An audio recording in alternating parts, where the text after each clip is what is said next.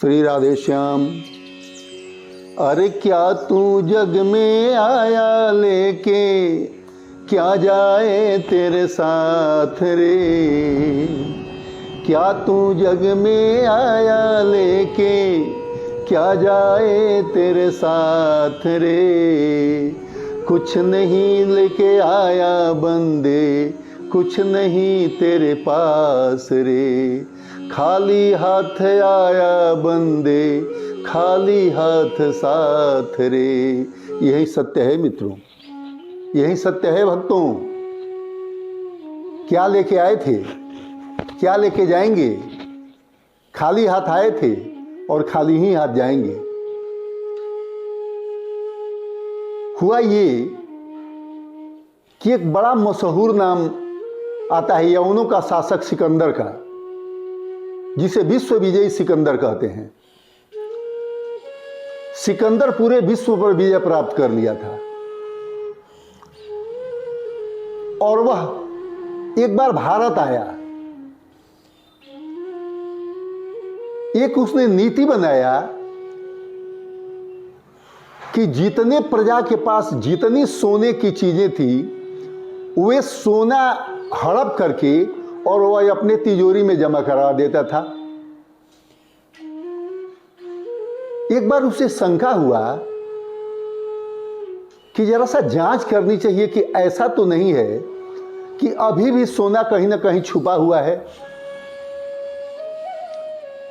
उसने यह जांच करने के लिए एक स्वांग रचा, नाटक किया और उसने ऐलान करवाया कि जो भी सोने का एक मोहरे लाएगा, मैं उसे अपनी बेगम को बेच दूंगा। सारा सोना तो हड़प लिया था। एक मंद बुद्धि का बालक था। उसने जाके अपनी मां से कहा कि मां, अब तो तुम बूढ़ी हो चली हो और तुम्हारे नहीं रहने के बाद मैं किसके साथ जीवन यापन करूंगा, इसलिए मुझे एक सोने का मोहर दे दो। मैं अपने जीवन यापन की व्यवस्था करूंगा।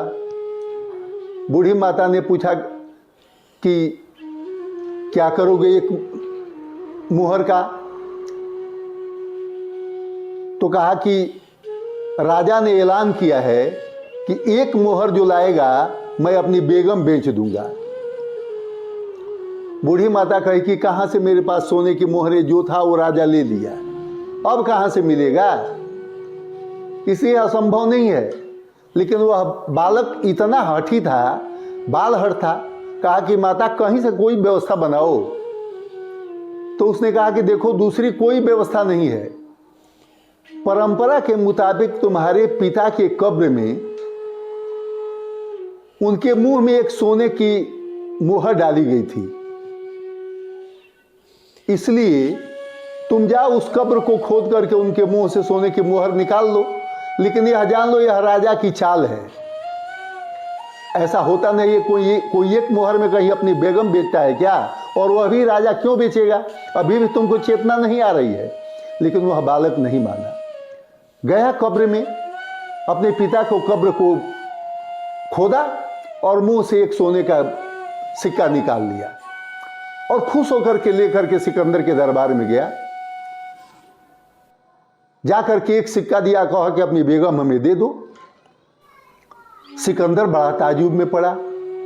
पूछा कि अच्छा ये बताओ, बेगम तो आगे पीछे देंगे, ये सिक्का तुमने पाया कहां से। सारा वृतांत कह सुनाया। सिकंदर बेगम की देने की तो बात दूर, पूरे कब्रों को खुदाई करवाने लगा। कहा कि इसका मतलब कि यह परंपरा है कि सारे कब्र में पड़े लाशों के मुंह में एक एक सिक्का रखी है, और कब्र की खुदाई कराने लगा। एक संत जा रहे थे। संत सिकंदर के पास पहुंच करके और एक बड़ा सा मटका दिए और कहे कि राजन, इसमें बहुत बेशकीमती सामान रखा है, तुम जब जाने लगना तो भगवान को मेरे तरफ से यह गिफ्ट कर देना।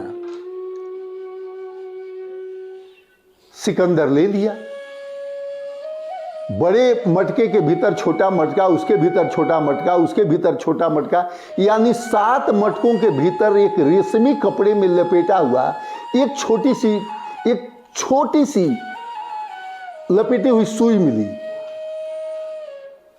बड़ा बिगड़ा सिकंदर।